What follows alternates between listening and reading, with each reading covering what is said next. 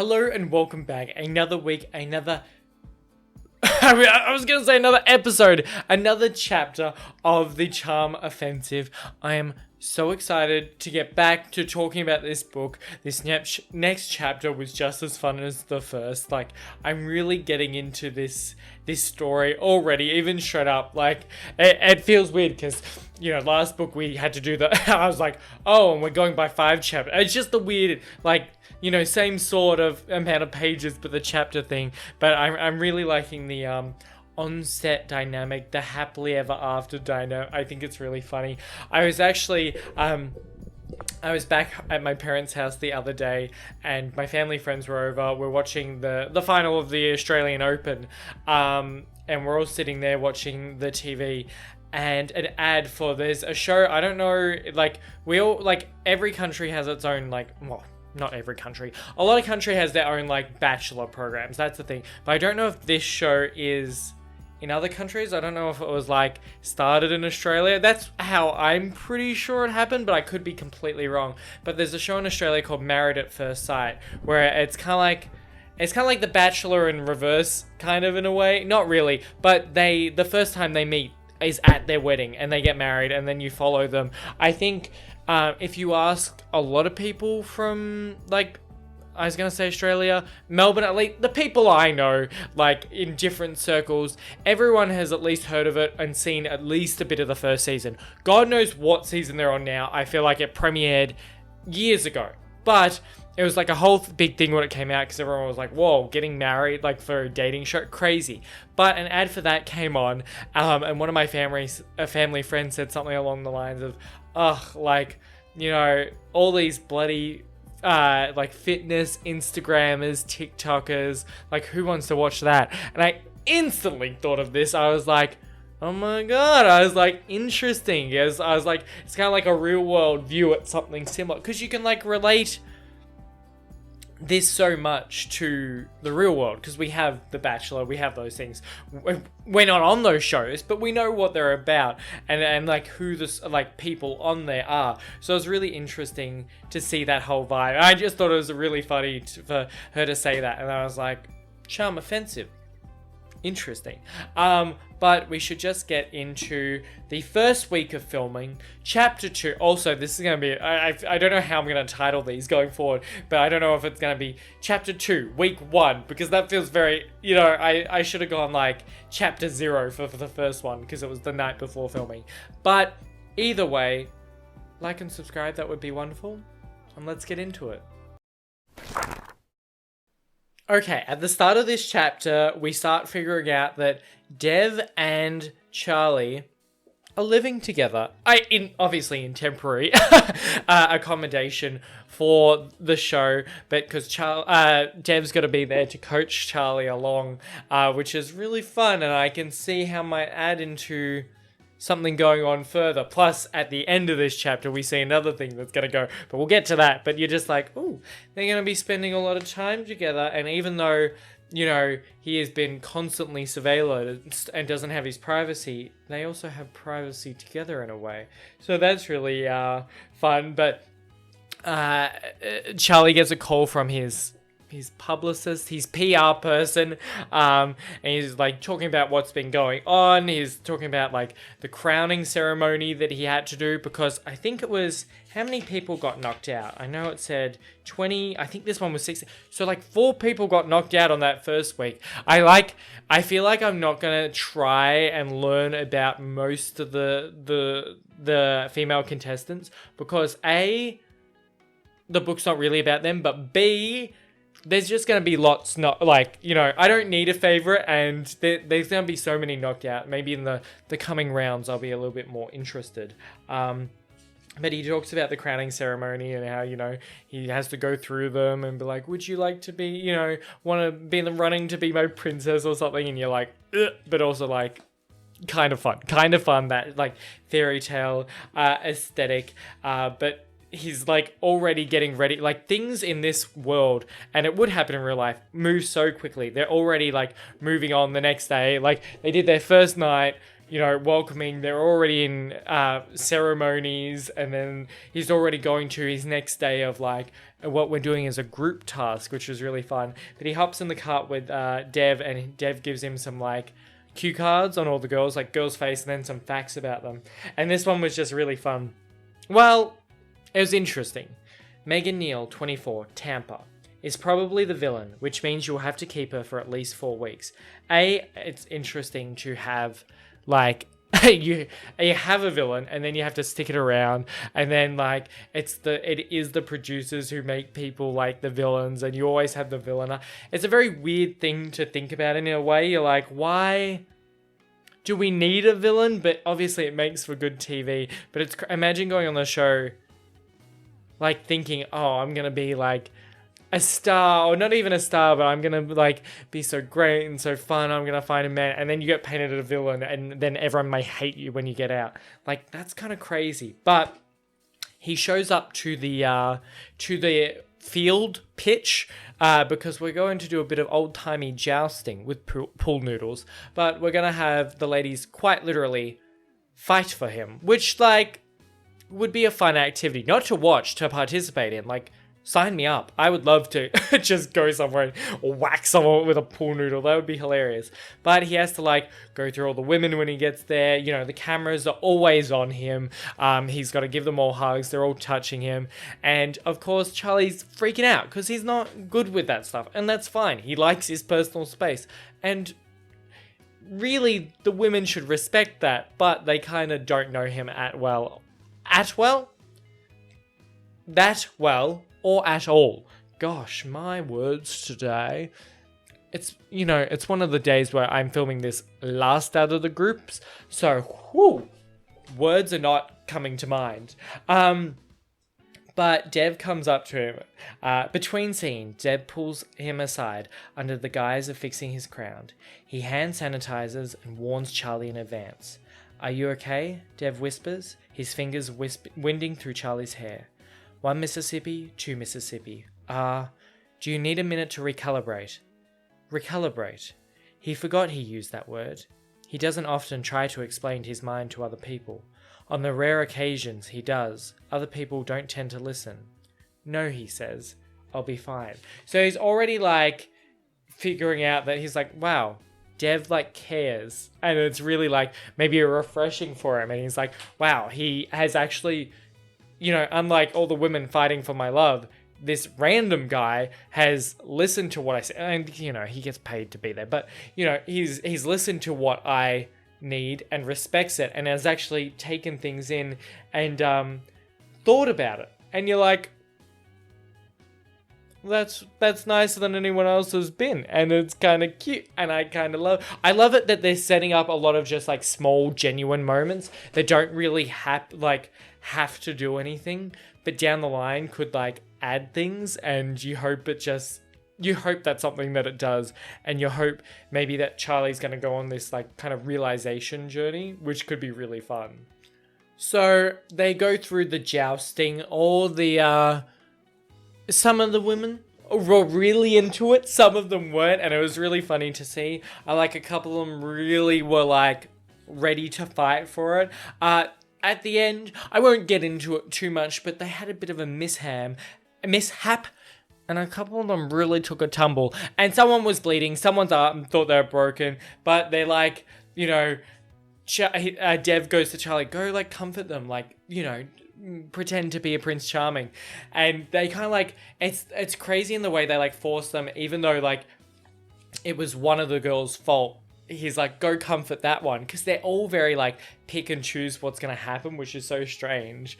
But he's like Dev's at his side again, demonstrating how to do this. Dev crouches down next to Megan and Charlie follows, squatting beside him, shoulder to shoulder.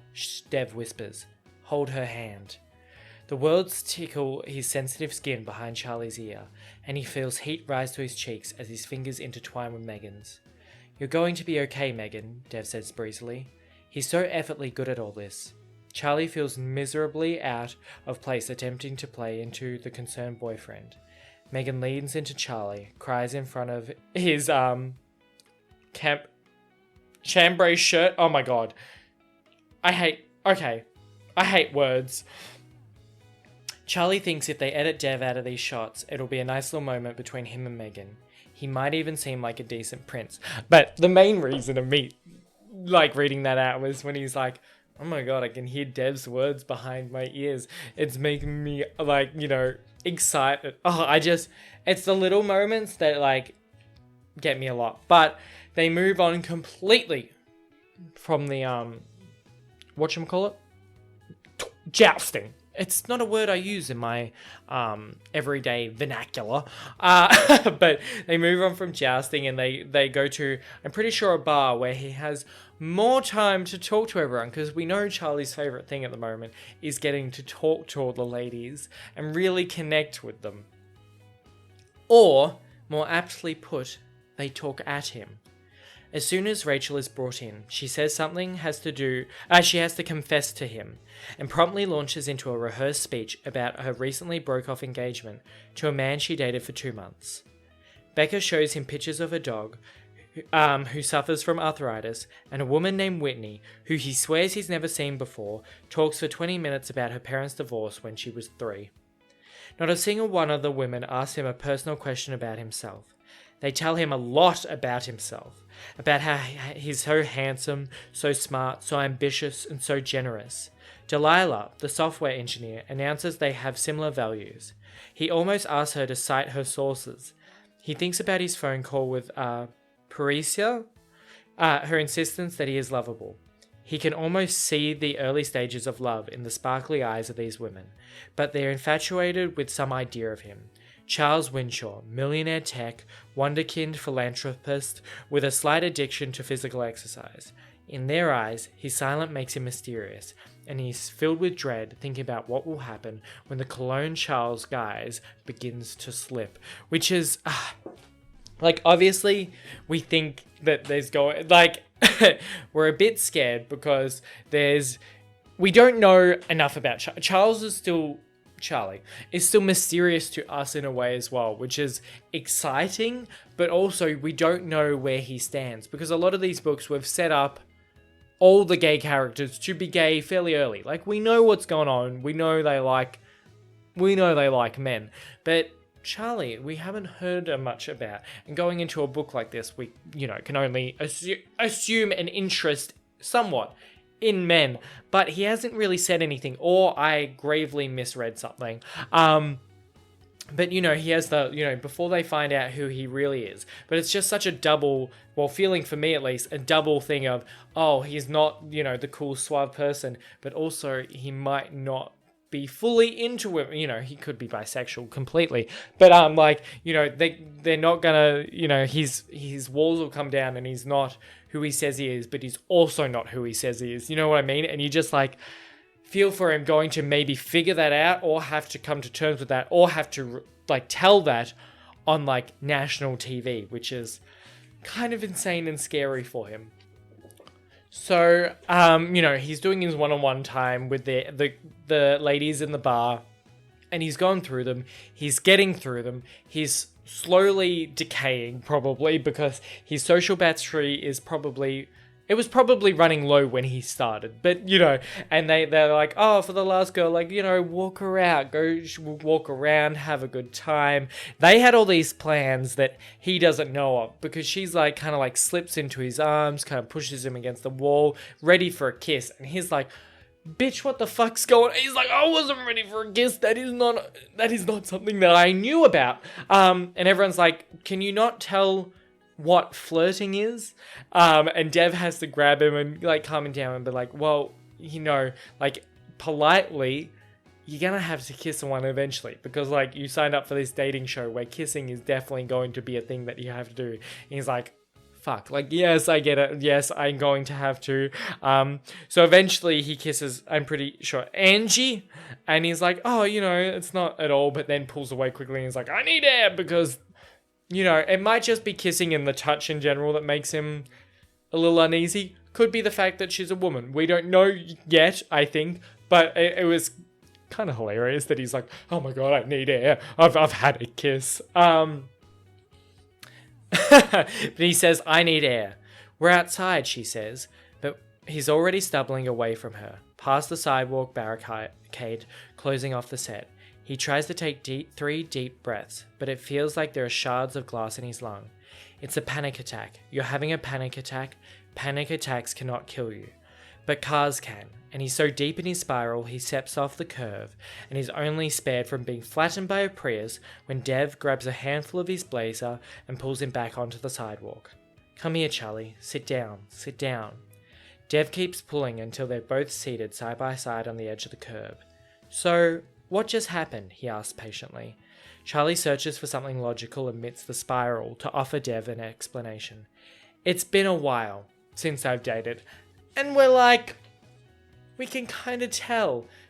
/ maybe even if you had dated, if this is just how you are, which is fine, you just may, you may be more of a, this isn't the romance you were expecting, but we understand and we can work through it. Everything can be salvageable to some extent. But you're on a reality dating show. You can't spend the next 9 weeks not thinking about it. Dev reaches over for Charlie's hand, which is still tapping out the pattern on his leg. He moves slowly, so Charlie has no time to avoid contact if he wants. So he has time to avoid contact if he wants. Charlie doesn't avoid contact, and Dev's warm fingers come over his like a weighted therapy blanket. I'm here to help you through this, Charlie, but you've got to talk to me. Dev squeezes his hand, and it feels different than the way holding Megan's hand did before. It reminds Charlie of the other night, when they shook hands and he forgot to let go. He stands up, tucks his blazer across his chest. There's nothing to talk about. I'm not here to find love, remember? Okay, but you also took note of how warm and comforting his hands were. And I love the fact that Dev's doing the slowly moving towards him. So, respectfully, if he doesn't want the physical contact, he can just move away.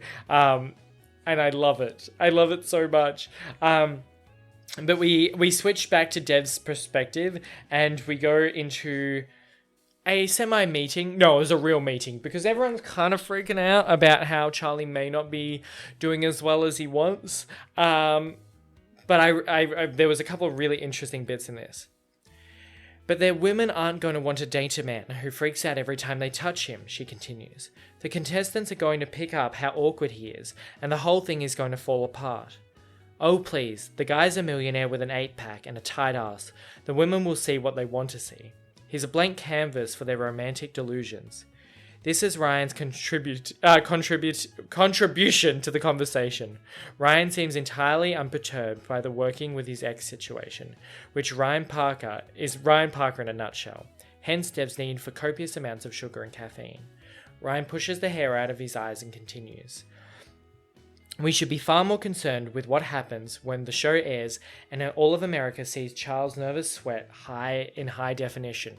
I think it's really interesting just from the show standpoint that they're the contestants aren't going to care because they're not really focused on him. They're focused on the idea of the love, what he could be, what he is in writing, and his money and his looks. But it's the people who watch which are going to be judging this show and can see everything, from a degree of separation. They're not living it. You can be blinded in the moment, but it's easy to look onto something and be like, we kind of know what's going on and what's going on is not right. But you're kind of it's interesting the fact that they're okay, the ladies, it's not going to matter as much. We need to fucking figure this out because the viewers aren't going to like it.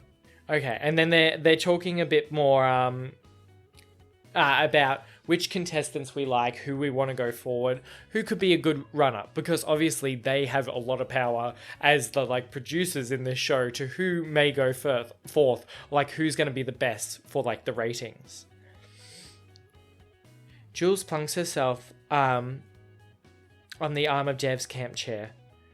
I like Angie for a possible next princess. In her initial interview, she talked about bisexual representation, and you think our next princess is going to be biracial and bisexual? Maureen crosses her arms. It would never sell. Besides, we did a bisexual storyline for that one season of Ever After Summer Quest. Yet, we've done 37 seasons of hetero storylines, Jewel mutters, loud enough for only Dev to hear. Maureen taps her manicured nails against the inside of her arm, considering. I suppose we could use Angie's sexuality as an obstacle, have Charlie question her loyalty. As a bisexual woman, I'm going to a hard no on that vote. Maureen glares at Jules. I don't remember giving you a vote. Skylar attempts to redirect the meeting. I also think we should be cautious of vilifying one of the few women of colour this season.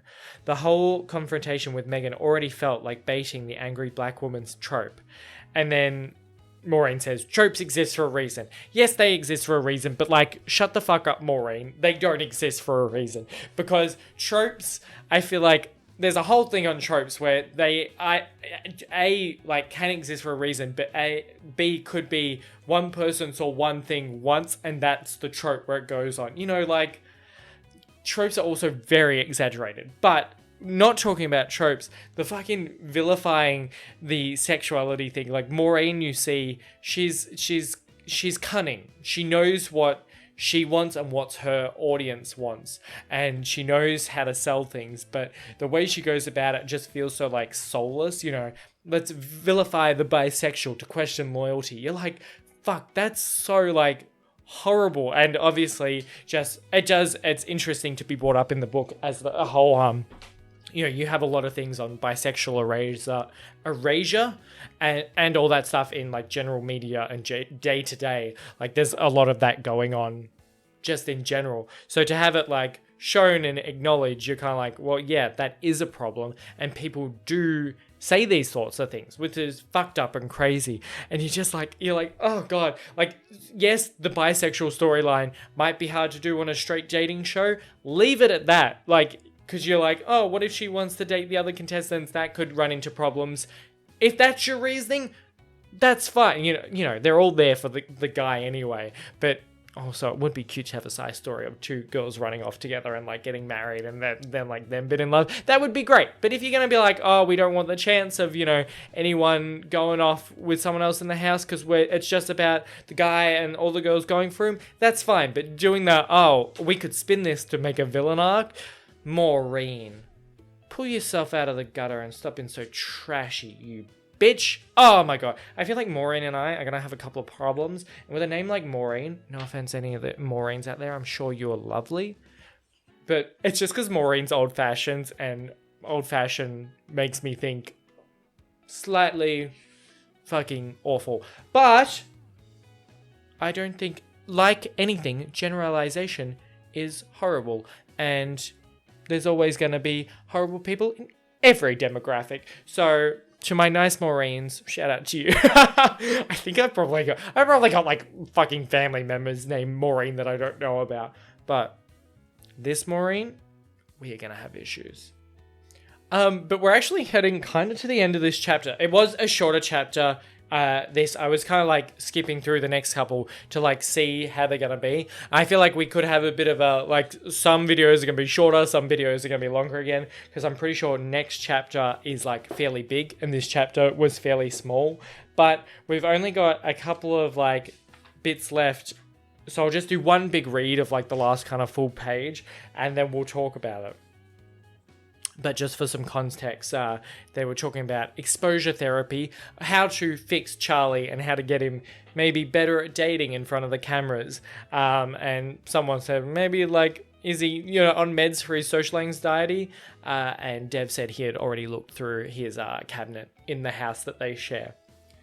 You're unscrupulous, you are, is what you are. And no, I mean, I'm sure the meds help, but that's not all. I'm a therapy dropout. Just tell me the answer. Jules adopts a condescending tone. You gradually expose the patient to the source of the anxiety and desensitize them. Charlie needs to go on dates without the stress of the cameras. He needs to be exposed to non-stressful dating scenarios. Okay, I am not sure any of this is psychiatrically sound, but it's also kind of genius. She shrugs. I know. We have him go on practice dates, she says, excited now, because yes, This could work. Charlie can't date the contestants without the cameras, but they can get time off after each crowning ceremony. Jules, you should take him out on a date Sunday, just the two of you. Help him get more comfortable. Teach him how to relax. Oh, I can't be his practice girlfriend. Jules pointedly adjusts her non-existent breasts inside her crop top. I'm too hot. Not sure how that's relevant. It would be a Kate Hudson rom-com situation, she says, with a straight face. He'll fall in love with me while we're fake dating. The season could be destroyed, and we both get sued. Is that what you want, Dev? He laughs, but when they look over at Charlie again, he makes eye contact with Jules and blushes, ducking his head towards his plate. So maybe she's not entirely wrong. Shit. It's all Dev says, because it's a good idea, and because Dev is the one who's supposed to charm him. So I think we're going to be moving on, firstly, on Dev is fake dating him for the practice, which I think will be super fun and enjoyable to see. I'd love to see how this goes on. But also, when he looks over, Dev and Jules are standing there, and he looks over and looks back and blushes. Dev thinks he's looking at Jules. I think there could be a slight chance he was looking at Dev, which I hope gets mentioned later. If not, I'm just reaching for things. But very exciting chapter, very fun. I love that he's still a bit useless and everyone's freaking out of what to do with him. I think that's really fun, and just this fake dating situation is, a little bit similar to boyfriend material. I'm not saying that, but it's just it's fun that is coincidentally come up again. But I like that we'll go on dates after to rehearse these things, and then maybe they'll get to open up to each other. Maybe they'll fall in love. But I'm so excited to see. And I'm really enjoying the little moments I think are really important between them. But besides it showing that they're both good people, and Dev really cares, and Charlie can really, you can see how different he is with people he knows he's comfortable around and cares about him. So there's a lot of these little moments that really build up their characters and them together, which is nice, and I like seeing them for going forward to what we could be. But it's just really cute overall. I'm very much enjoying it. Yeah, shorter chapter this week, possibly a much longer next one, but who cares? It's still so fun to talk about. Other than that, I hope you've had a good day. I hope you've enjoyed the shorter chapter this week. I hope to see you in the next one. And thanks for watching.